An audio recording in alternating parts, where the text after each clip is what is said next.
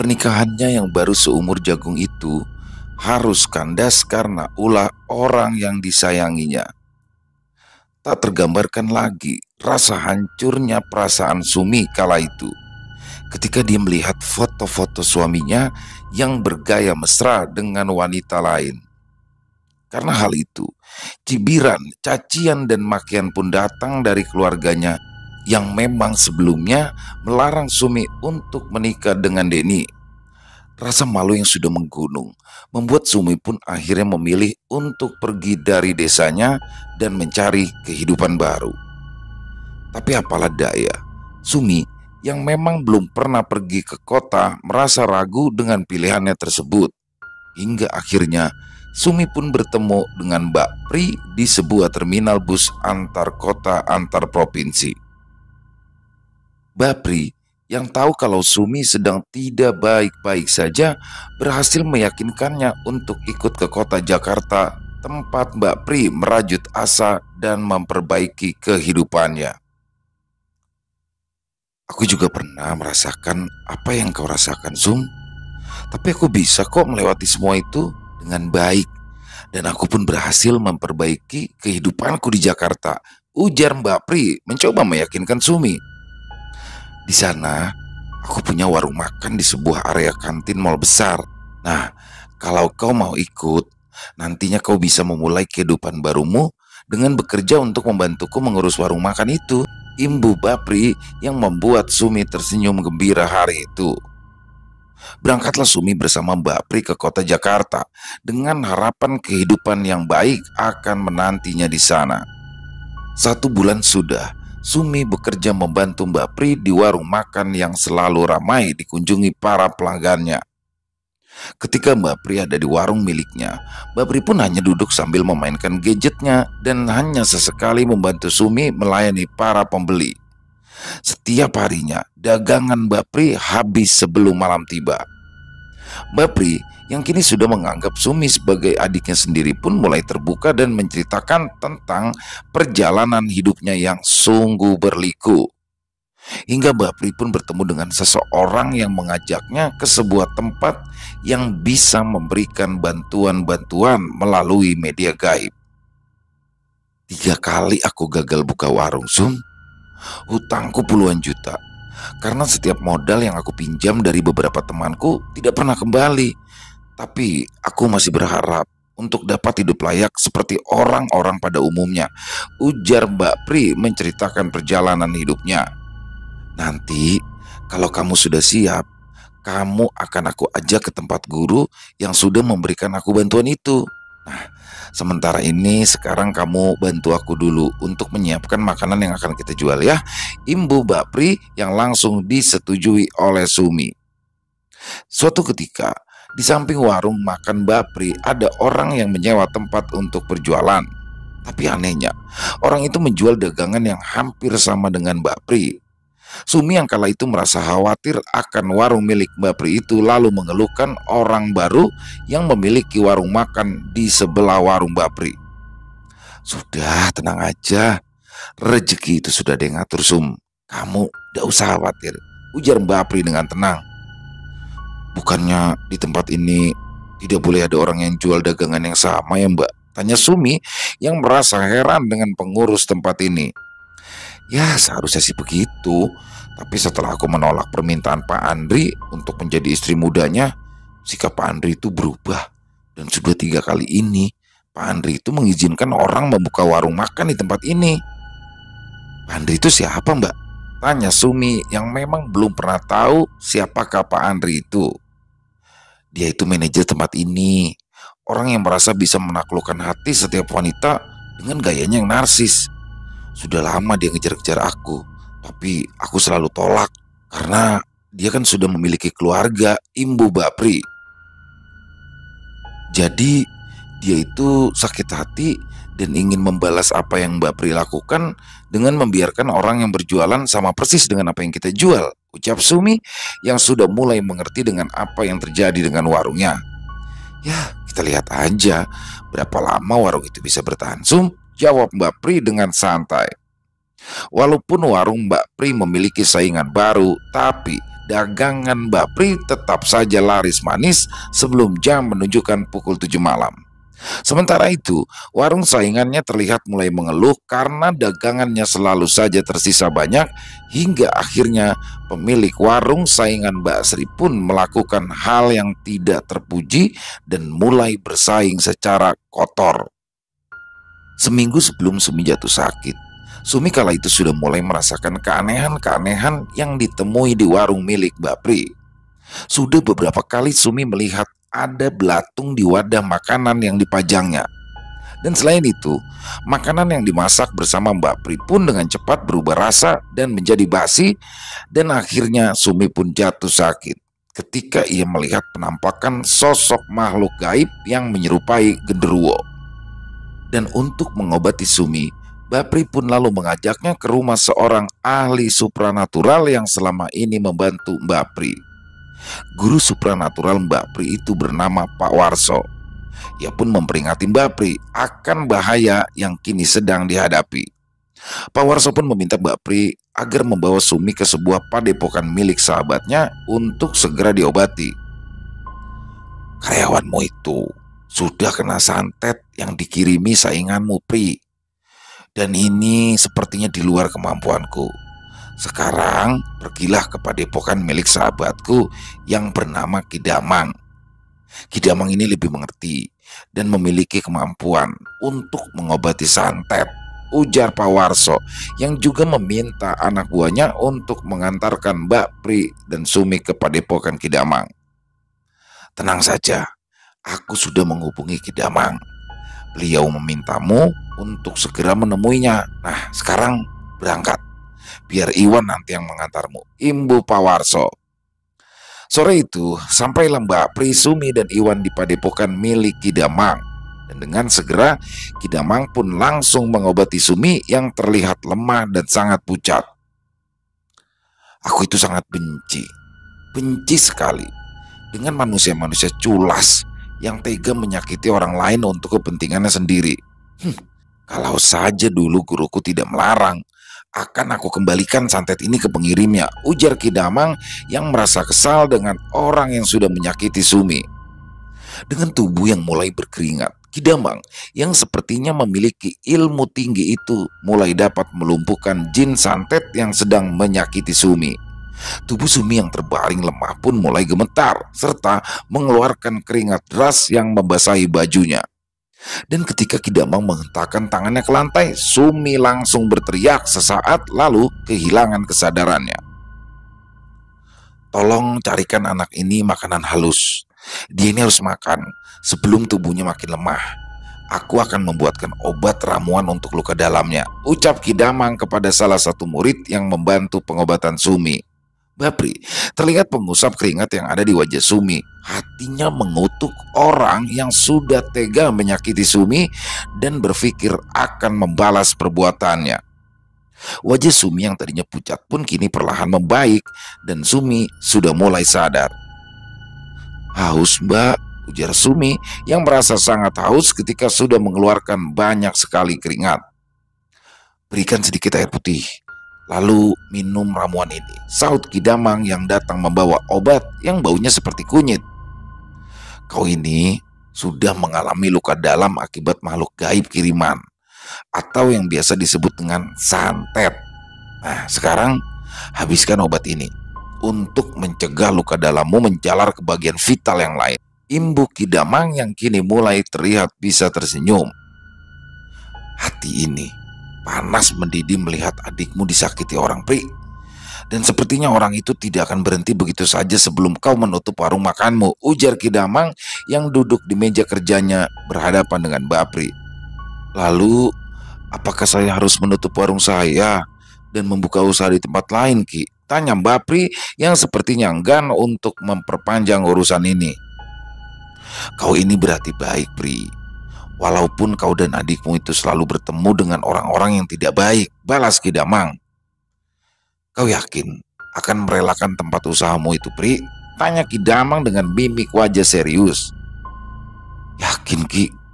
Daripada aku dan Sumi terus diserang makhluk-makhluk kiriman orang itu, Lebih baik aku yang mengalah, jawab Bapri yang sepertinya memang enggan berurusan dengan hal-hal gaib.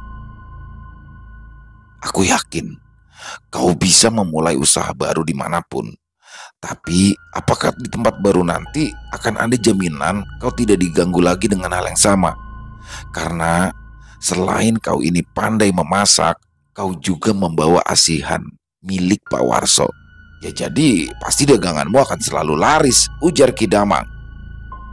Tapi kalau boleh aku menyarankan, sebaiknya bertahanlah dulu. Jika orang baik diam dan pergi, maka angkara murka akan selalu tumbuh subur di tempatnya, imbu Ki Damang. Untuk beberapa hari ke depan, kau tidak usah berjualan dulu. Kita akan persiapkan segala sesuatunya untuk memberikan pelajaran kepada orang yang sudah menyakiti adikmu itu. Dan juga aku akan memberikan sesuatu kepada adikmu itu supaya dia bisa membantu usahamu lebih berkembang, ujar Ki Damang yang sepertinya akan memberikan pelajaran kepada orang yang telah mengirimkan santet kepada Sumi. Seminggu setelah kejadian itu, Bapri dan Sumi pun kembali lagi ke padepokan milik Ki Damang. Di padepokan itu juga sudah ada Pak Warso yang memang diminta oleh Ki Damang untuk datang. Ki Damang sudah merencanakan sesuatu untuk mengurangi populasi orang-orang yang memiliki hati busuk, orang-orang yang tega menyakiti orang lain demi kepentingan mereka. Haruslah mendapatkan pembalasan setimpal dengan apa yang sudah diperbuat.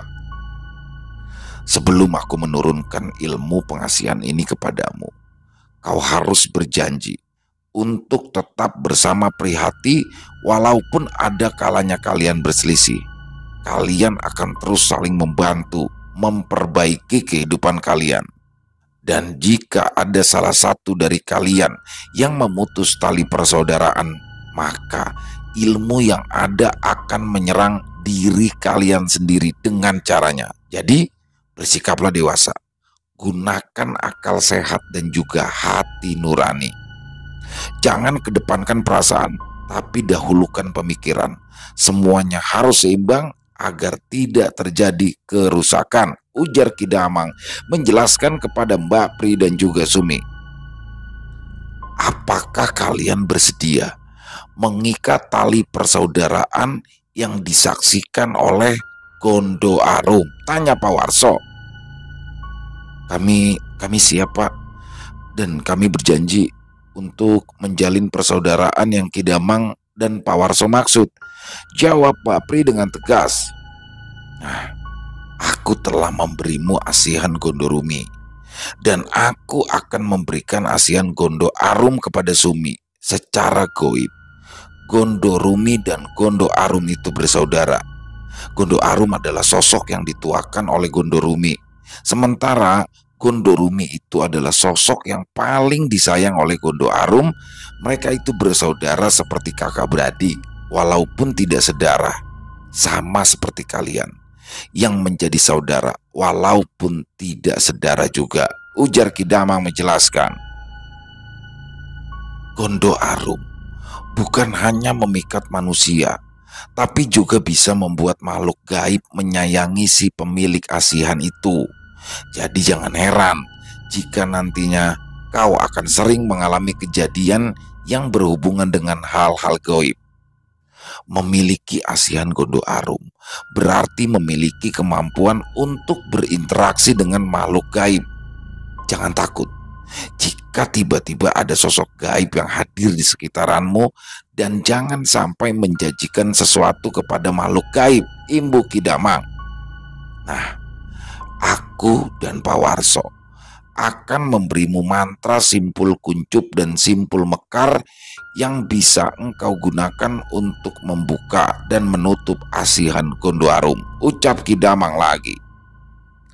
Setelah menguasai Gondo Arum, Sumi harus bisa memikat orang yang menjadi sumber dari masalah ini, dan setelah itu lakukanlah apa yang harus kalian lakukan, imbu Pak Warso.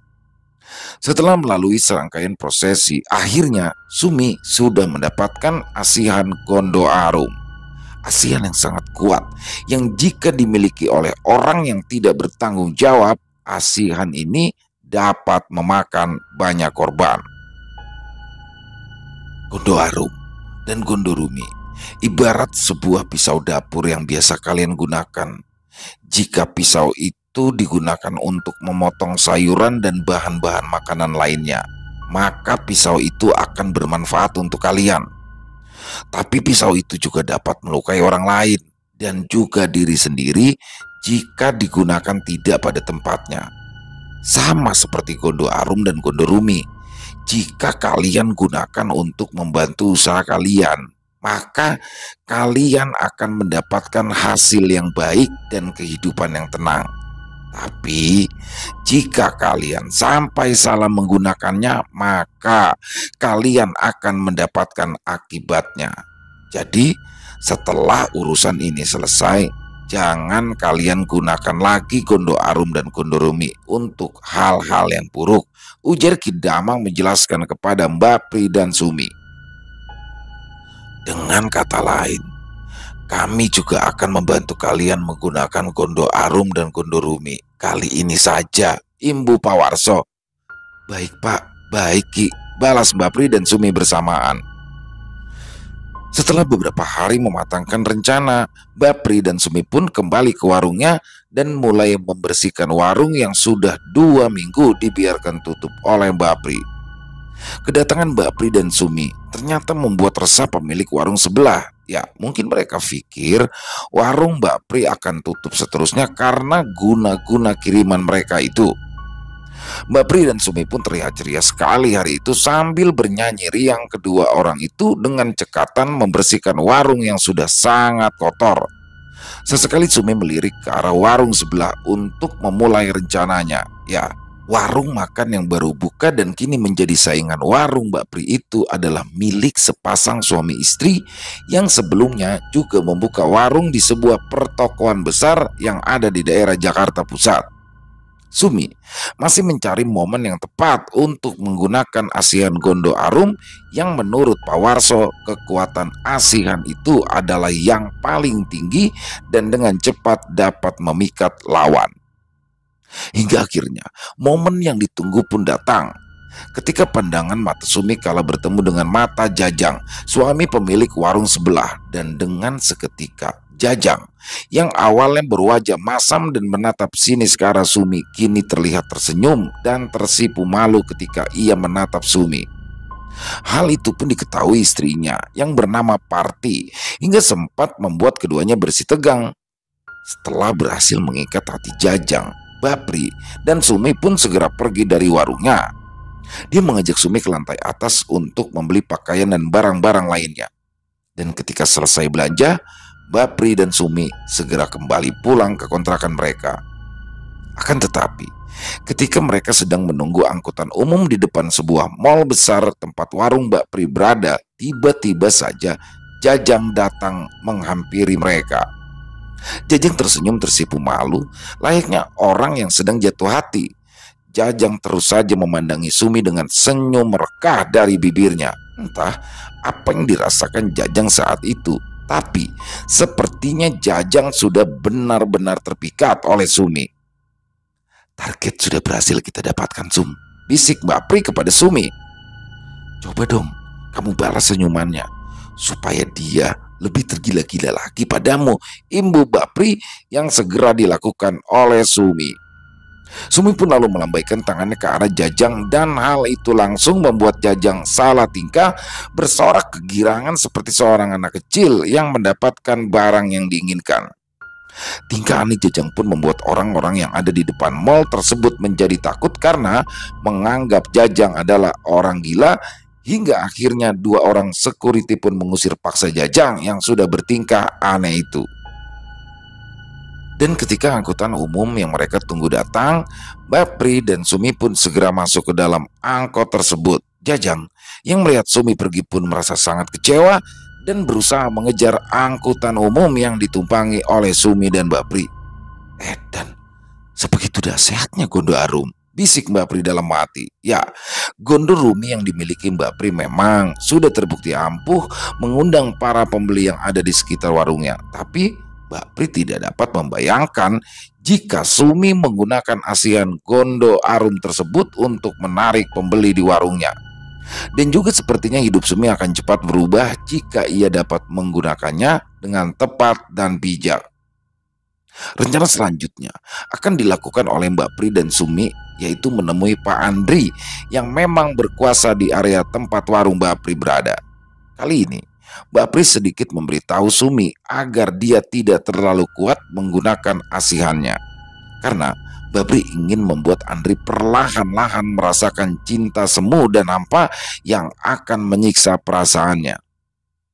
Di hari berikutnya, Mbak Pri dan Sumi kembali lagi ke warungnya. Hari itu terlihat warung di sebelahnya tutup, tapi Jajang ada di warungnya seorang diri. Jajang pun kala itu terlihat sumringah ketika ia mendapati Sumi datang bersama Mbak Pri, dan kini Jajang mulai berani menghampiri Sumi dan mengajak Sumi untuk mengobrol. Mbak Pri kala itu merasa sangat terhibur dengan kelakuan Jajang.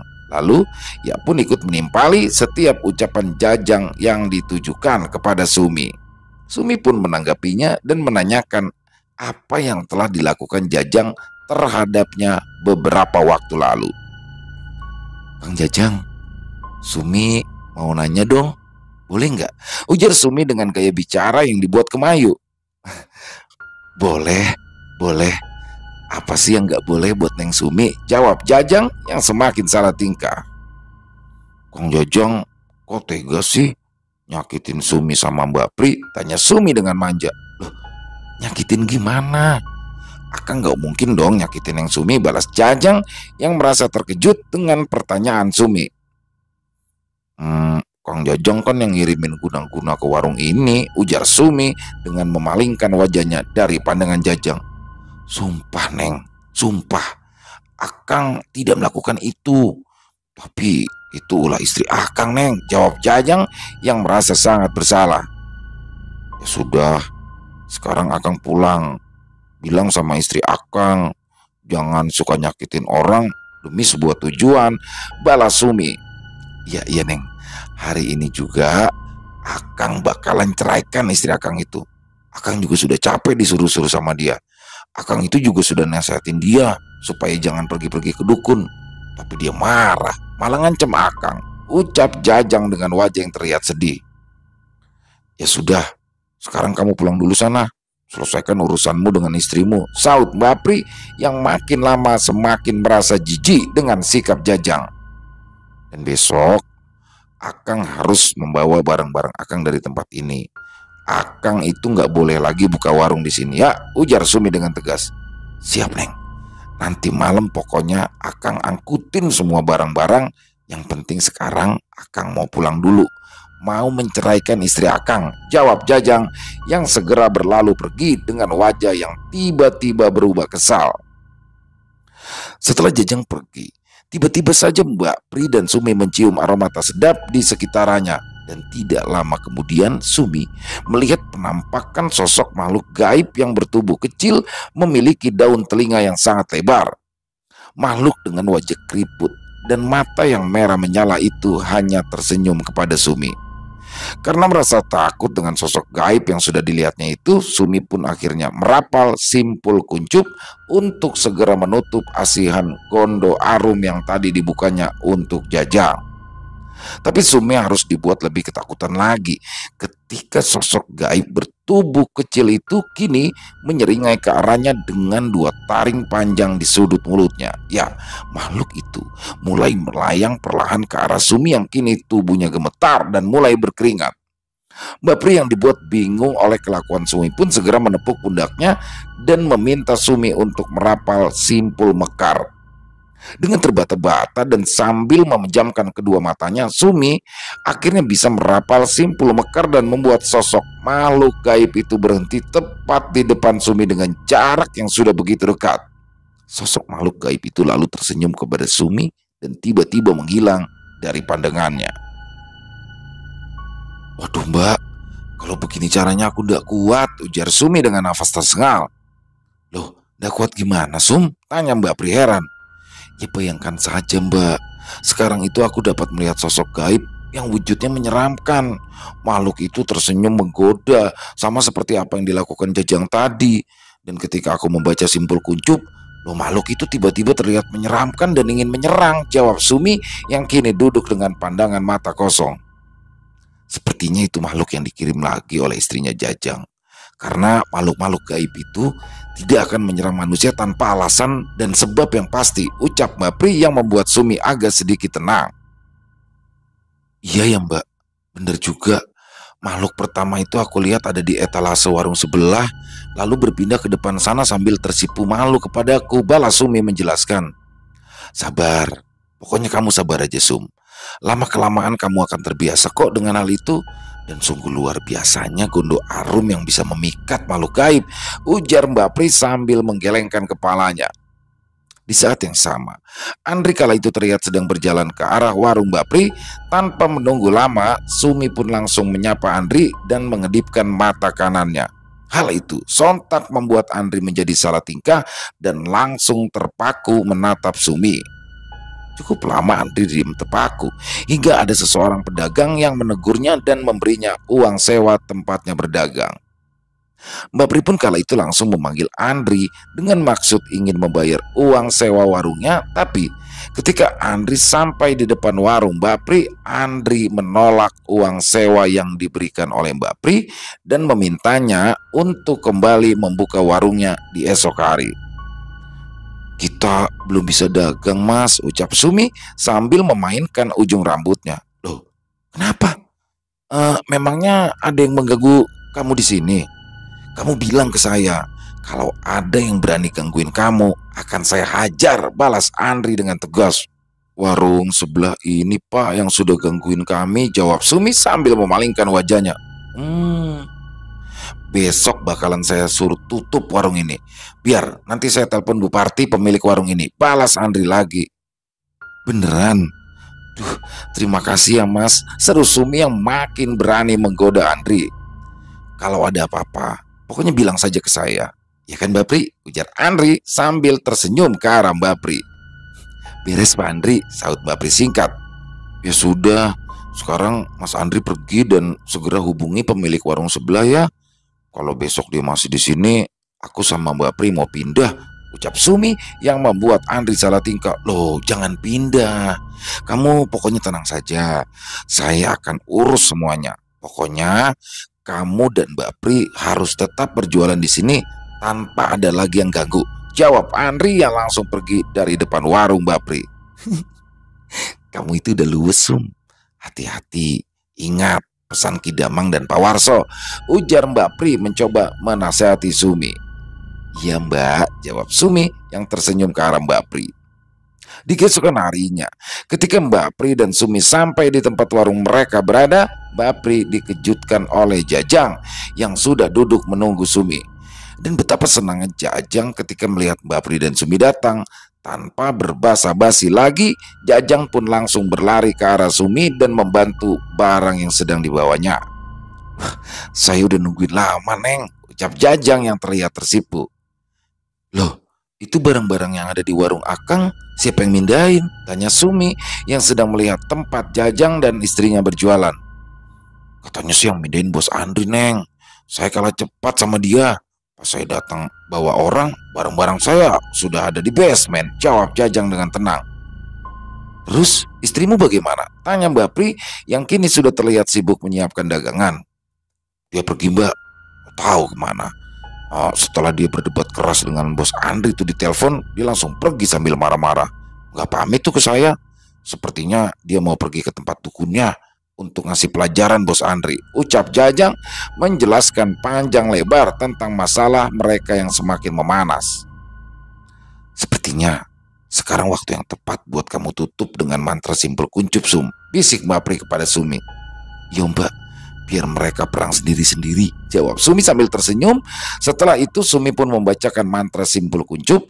Jajang kini jadi terlihat aneh. Dia kini memperhatikan kesekitarannya sambil sesekali menggaruk-garuk kepalanya. Mbak Pri dan Sumi sengaja berdiam diri tanpa menyapa Jajang yang kini kesadarannya telah kembali. Ngapain saya di sini? Gerutu Jajang sambil terus memperhatikan area sekitaran tempatnya berjualan. Mbak, maaf, saya mau tanya, kalau kantornya Andri itu di mana ya? Tanya Jajang kepada Mbak Pri. Oh, di lantai 2, Kang, jawab Mbak Pri sambil terus menyiapkan barang dagangannya. Mendengar jawaban dari Mbak Pri, Jajang pun langsung pergi tanpa permisi lagi. Jajang terlihat terburu-buru dan ingin segera menemui Andri. Tidak lama kemudian, datanglah istri Jajang dengan wajah yang terlihat marah menghampiri Mbak Pri dan Sumi. Perempuan itu menatap tajam ke arah Mbak Pri dengan tatapan penuh kebencian. Dan setelah itu, perempuan itu pun lalu pergi menuju ke arah tangga yang menghubungkan tempat berjualan itu dengan lantai 2. Hari ini kita nonton perang dulu aja, Sum, ujar Mbak Pri sambil tersenyum. Iya, Mbak, sepertinya akan terjadi perang besar di sini, jawab Sumi sambil tertawa. Beberapa saat kemudian, Andri pun turun bersama beberapa security dan juga Jajang serta istrinya. Ya, Jajang dan istrinya meminta Andri untuk mengembalikan uang sewa untuk 1 tahun ke depan yang mana sudah diterima oleh Andri. Tapi Andri pun menolak dengan tegas karena berdasarkan surat perjanjian yang sudah ditandatangani bersama, pihak pedagang harus mematuhi peraturan yang ada. Dan di antara beberapa peraturan yang tertera itu mengatakan bahwa pedagang itu dilarang menjual barang dagangan yang sama untuk menghindari konflik di kemudian hari. Dan karena Jajang dan juga istrinya jelas-jelas melakukan pelanggaran, maka sanksinya adalah pemberhentian. Dan dilarang lagi untuk berjualan di tempat semula, serta uang yang sudah dibayarkan tidak dapat lagi diminta atau dikembalikan. Ini adalah bentuk sanksi dari manajemen kami, Bu. Ibu dan Bapak kan jelas sudah melanggar peraturan yang ada, ucap Andri tegas. Loh, tapi kan Pak Andri sendiri yang memberikan izin, jawab Parti dengan nada tinggi. Mana buktinya? Mana buktinya kalau saya sudah memberikan izin kepada ibu untuk berjualan dagangan yang sama seperti yang sudah dijual Mbak Pri di sini, jawab Andri membela diri. Dan karena tidak memiliki bukti yang kuat, akhirnya Jajang dan istrinya pun terpaksa pergi dengan rasa kecewa yang mendalam. Istri Jajang yang bernama Parti itu pun berujar akan memberikan pelajaran berat kepada Andri dan juga akan membuat bangkrut semua pedagang yang ada di tempat itu. Ucapan Parti itu sontak memancing emosi para pedagang lain yang tidak tahu menahu tentang permasalahan yang sedang mereka hadapi. Dan para pedagang lainnya pun ikut mengusir Parti dan Jajang dari tempat mereka berjualan. Masalah Mbak Pri dan Sumi pun tidak berhenti sampai di situ. Jajang dan Parti kembali berulah dengan mengirimkan makhluk-makhluk gaib yang mengganggu semua orang yang berdagang di tempat itu. Sementara itu, Andri juga tiba-tiba jatuh sakit hingga ia harus menjalani perawatan serius di rumah sakit. Sumi dan Mbak Pri pun tidak tinggal diam. Dengan kemampuan yang kini dimilikinya, Sumi berusaha untuk mengusir lusinan makhluk gaib yang kini membuat tempatnya berdagang sepi. Dengan aura gelap yang kadang membuat bulu kuduk meremang, Sumi dan Mbak Pri yang biasanya selesai berjualan sekitar pukul 7 malam hari itu merencanakan untuk menunggu sosok pemimpin gaib yang kini berkeliaran di tempat mereka berdagang. Sekitar pukul 9 malam, Sumi yang sudah membuka simpul mekar pun dihampiri oleh puluhan sosok makhluk gaib yang wujudnya sangat menyeramkan. Semua spesies makhluk astral ada di sana malam itu. Tapi Sumi dan Mbak Pri yang sudah menggunakan asian Gondo Rumi dan Gondo Arum pun seperti seolah menjadi artis yang berada di atas panggung. Puluhan pasang mata memandang keduanya dengan rasa kagum, hingga ada beberapa sosok makhluk gaib yang air liurnya menetes ketika memandangi Sumi dan juga Mbak Pri. Hingga akhirnya sosok makhluk yang menjadi pemimpin makhluk-makhluk itu pun datang dan membubarkan kerumunan makhluk yang terus memandang kagum ke arah Sumi dan juga Mbak Pri. Sosok makhluk tinggi besar dengan bulu di sekujur tubuhnya yang menyala seperti bara api itu mulai diam terpana. Ya, sosok pemimpin dari makhluk gaib itu juga terlihat meneteskan air liur dari kedua taringnya yang panjang. Sumi yang tahu jika sosok menyeramkan yang ada di hadapannya itu adalah sosok makhluk terkuat, lalu mulai melemparkan senyumannya dan mulai bertanya, "Sebenarnya apa sih yang kalian cari di tempat ini?" ucap Sumi yang sontak membuat Mbak Pri terkejut karena Sumi berbicara seorang diri. "Siapa yang menyuruh kalian mengganggu orang-orang yang mencari nafkah di tempat ini?" tanya Sumi lagi. "Aku hanya diminta untuk mengganggu dan menghasut kalian para manusia yang ada di tempat ini. Aku dan makhluk-makhluk lain juga menghalangi orang yang ingin pergi ke tempat ini supaya dagangan kalian membusuk tanpa ada yang membeli," jawab makhluk gaib bertubuh paling besar di antara yang lain. "Sekarang, kalau aku akan meminta kalian pergi, apakah mau mematuhiku?" ujar Sumi yang terlihat sedikit tegang. "Pasti. Pasti apapun yang kau minta, aku akan penuhi," jawab sosok makhluk gaib tersebut. "Sekarang, aku minta kalian habisi dukun yang meminta kalian untuk mengganggu kami. Nah, setelah itu, buat orang yang meminta kepada bantuan kepada dukunmu mengalami hal yang sama seperti apa yang sudah kami rasakan di sini," ujar Sumi yang sontak membuat Mbak Pri terkejut. "Baik. Baik, tapi setelah itu aku akan kembali menemuimu," jawab sosok makhluk gaib itu yang dengan sekejap menghilang dari pandangan Sumi. Dan kamu itu harus hati-hati loh, Sum. Jangan sembarangan memerintah jin jahat seperti mereka," ucap Mapri yang masih terkejut dengan apa yang sudah dilakukan Sumi. "Kalau dukun yang tidak kita basmi, makhluk-makhluk itu ya akan kembali gangguin kita dan orang-orang yang mengalami nasib sama seperti kita, Mbak," jawab Sumi yang membuat Mbak Pri menganggukkan kepalanya. "Dan juga biar Parti dan Jajang merasakan apa yang sudah pernah kita rasakan," imbus Sumi lagi. Setelah makhluk-makhluk gaib itu pergi, Mbak Pri dan Sumi pun lalu bergegas pulang, dan ketika mereka sampai di pos penjagaan, Mbak Pri diberitahu oleh kepala security di sana bahwa saat ini kondisi Andri kritis dan sepertinya dia tidak akan bertahan lama. Mendengarkan kabar tersebut, tiba-tiba saja Sumi berkata kepada Mbak Pri jika Andri akan sembuh setelah gerombolan makhluk gaib tadi menghabisi dukun yang sudah mengirimkan guna-guna kepada Andri, dan sepertinya nasib Parti serta Jajang lah yang akan berakhir tragis ketika sosok makhluk menyeramkan tadi menyerangnya beberapa minggu setelahnya. Tepat seperti dugaan Sumi bahwa Andri akan segera pulih dan Partilah yang harus mengalami nasib sial ketika tiba-tiba saja dia jatuh sakit dan memuntahkan banyak darah. Sementara itu Jajang yang memang tidak tahu kalau istrinya sering pergi ke dukun pun selamat dari ancaman makhluk-makhluk gaib yang juga sudah menghabisi sang dukun. Setelah serentetan kejadian panjang yang membuat Sumi memiliki kelebihan yang terbilang cukup unik, akhirnya Mbak Pri pun memberanikan diri untuk membuka rumah makan di pinggir jalan. Hingga lama-kelamaan usahanya pun meningkat hingga warungnya menjadi semakin besar. Tapi roda kehidupan pasti berputar. Tidak selamanya seseorang akan berada di atas dan juga tidak selamanya seseorang akan terhimpit di bawah. Setelah kesuksesan yang sudah diraih oleh Mbak Pri dan Sumi, kini muncullah masalah baru yang membuat kedua sahabat itu harus berurusan dengan seorang gadis yang memiliki kekuatan besar. Suatu ketika, ada seorang gadis yang merasa sangat iba kepada seorang ibu pemilik warung yang berada tidak jauh dari warung milik Mbak Pri dan Sumi berada. Gadis yang tahu jika warung Mbak Pri itu menggunakan asihan segera mendatangi Mbak Pri dan Sumi.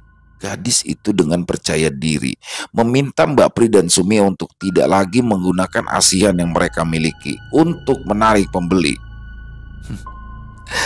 "Bersainglah secara sehat, Mbak. Tuh lihat, warung-warung kecil di sekitaranmu. Mereka harus berjuang keras loh untuk tetap bisa menjemput rezeki mereka. Coba, jika mbak-mbak ini ada di posisi ibu pemilik warung kecil di sebelah sana, apa yang akan kalian lakukan untuk bisa bertahan hidup dan membiayai anak-anak mereka?" Mendengar ucapan gadis itu, emosi Sumi pun terpancing. Sumi yang sudah tidak dapat mengendalikan amarahnya itu pun segera menyerang gadis itu, tapi sepertinya sia-sia. Gadis itu pun hanya tersenyum dan terlihat mengetuk-ketukkan jemarinya di atas meja tempat Mbak Pri berada.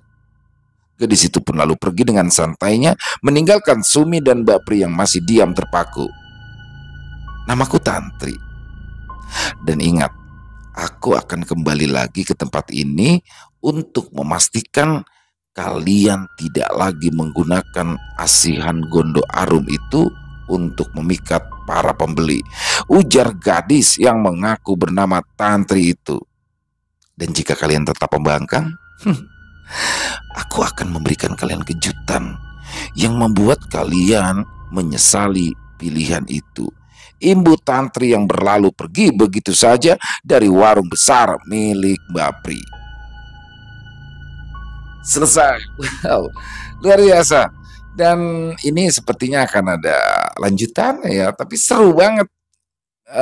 Gondo Arum ini tuh ajiannya saya malah baru tahu ya, saya pribadi malah baru tahu nih tentang Gondo Arum ini, dan menarik sekali ya, ajian pemikat.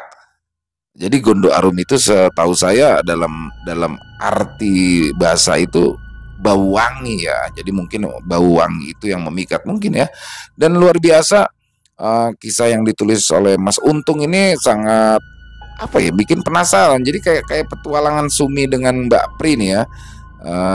Intinya di part bukan di part ini, bukan cerita part, tapi di kisah kali ini mengisahkan perjuangan seorang Sumi dan Mbak Pri dalam menghadapi persaingan warung ya di kantin, hingga akhirnya dia menggunakan asihan Gondo Arum dan membuat warungnya semakin besar. Nah, di akhirnya ada seorang gadis misterius nih. Ya mudah-mudahan aja ada lanjutannya Mas Untung, ditunggu lanjutannya, dan semoga teman-teman suka ya, khususnya para penikmat pecinta horor, mudah-mudahan merasa terhibur, dan khususnya lagi dari para subscriber kami. Dan banyak sekali hikmah ya yang bisa kita ambil dalam kisah ini, dan kalau saya pribadi sih ya lebih baik ketika membuka usaha tidak usah memakai hal-hal seperti itu, apalagi Sumi pun seperti sudah lepas kontrol ya, karena sudah berani memerintahkan makhluk gaib itu. Jadi ya bersaing secara sehat sajalah kalau menurut saya. Dan silakan yang punya komentar lain bisa tulis di kolom komentar ataupun hanya sekedar saling menyapa. Insya Allah kami akan membalasnya satu persatu. Dan buat yang suka dengan videonya bisa diklik tombol like atau tombol jempolnya, dan juga bisa di-share ya ke teman-teman yang lain. Dan buat yang belum subscribe, jangan lupa diklik tombol merah subscribe-nya, dan jangan lupa dinyalakan lonceng notifikasinya agar teman-teman selalu mendapatkan notifikasi dari konten-konten yang akan kami upload selanjutnya. Dan mungkin ada teman-teman yang punya kisah horor yang berdasarkan kisah nyata dari pengalaman pribadi. Jika memang mau dibawakan di channel-channel kami, silakan bisa di-share ke kami ya.